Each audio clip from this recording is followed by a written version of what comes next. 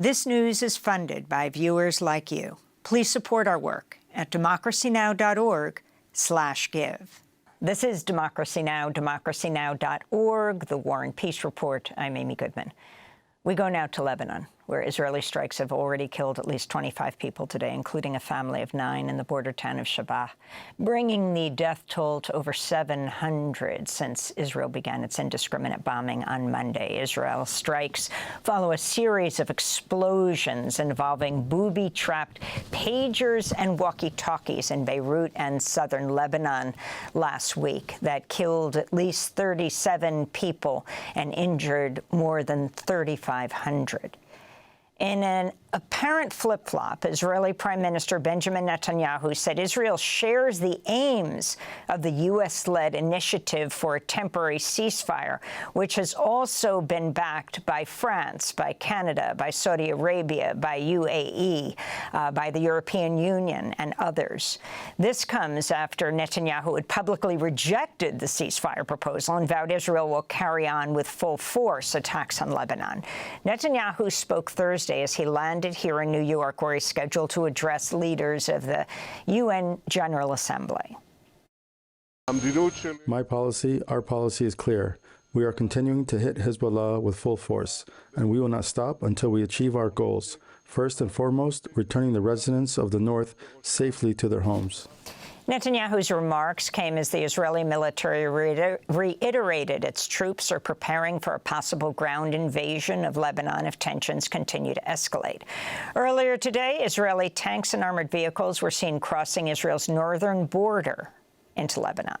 Meanwhile, Lebanese officials say the number of displaced people fleeing Israel's attacks has likely surpassed 250,000, with tens of thousands sheltering in evacuation centers, in schools that have been closed in Beirut and across Lebanon. Speaking at the UN General Assembly Thursday, the Lebanese Foreign Minister, Abdallah Bouhabib, urged all parties to agree to a ceasefire. He said the worsening violence threatens Lebanon's very existence. He said a U.S.-France-led proposal for that temporary truce was an opportunity to generate momentum to take steps towards ending the crisis. يعيش لبنان هذه الأيام أزمة تهدد وجوده. Lebanon is living through a crisis that threatens its very existence. The future of our people and our prosperity are in peril, and this is a situation that requires international intervention on an urgent basis before the situation spirals out of control with a domino effect, making the crisis impossible to contain. It will be impossible to extinguish the flame of this crisis, which will transform into a black hole that will engulf regional, international peace and security. The crisis in Lebanon threatens the entire Middle East if the situation remains as it currently is and if the world remains immobile. As the Biden administration claims it backs a ceasefire in Lebanon, Israel says it's set to receive a new military aid package from the United States totaling some $8.7 billion. For more, we go to Beirut, where we're joined by Mona Fawaz, professor of urban planning at American University of Beirut. She's also an activist. Welcome to Democracy Now! Can you talk about what's happening on the ground with tens of thousands of people taking shelter in schools and other places, 250,000 people displaced? You yourself are involved with helping to house people. What's happening? Hi, Amy, and thanks for covering all of this.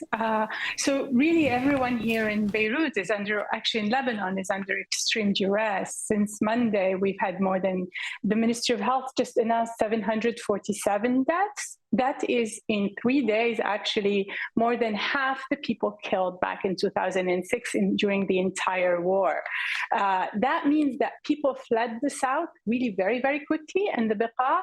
And so the normal trickle down is instead huge flows of people who were traveling across stranded roads, spending hours and hours on trips that normally would just take 45 minutes. And of course, people are fleeing because they've just been watching for a whole year a genocide unfold in Gaza, and they've been hearing members of the Israeli political class and the generals repeating over and over again that they're turning Beirut into another Gaza. So that means that people are really scared, and Israel is pounding the south and the Beqa with one raid after another. And they're also deploying all sorts of tactics to scare people, throwing leaflets, taking over the public phone station to robot call people and issue calls telling everyone to evacuate our classrooms, our homes. Everyone was getting these calls on Monday and Tuesday. So it's really a lot of stress that you have to deal with in the background of a country that for the last 11 years have suffered one shock after the other. So that population, one in five of whom is actually still a Syrian refugee, has also lost 80% of its population is below the poverty line since we went bankrupt in 2019. We haven't had a president for 2 years now, actually. So there is, we have had to basically try and help each other in a context which is really very severe. And as you pointed out, the schools are closed, our kids are home because the schools are being used in shelter.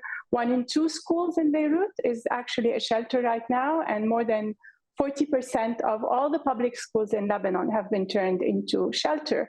And it's getting closer and closer to us. I mean, Israel does these so-called targeted assassinations, which sadly much of the Western press has been celebrating, and they talk about Israelis' ingenuity.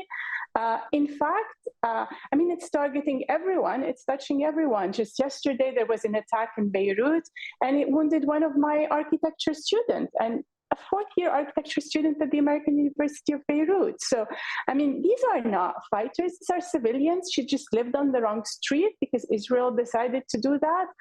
Last Monday's attack killed about 50 people. I mean, I guess I'm just trying to show the extent to which people are trying to get involved, make a difference, help each other, but really in a very, very difficult context. And yes, of course, most of the people I know are actually involved in trying to help people. So most of us are sheltering family members or friends or people we know in our own homes. We also are fundraising for the civil defense because Israel's been actually targeting ambulances, claiming that the wounded are fighters, but that means that the civil defense, which is basically the first responders, are losing their lives and their ambulances. And so we're trying to fundraise for them. We're trying to fundraise for medications. And because I work in the lab that normally we do a lot of urban visualization on housing and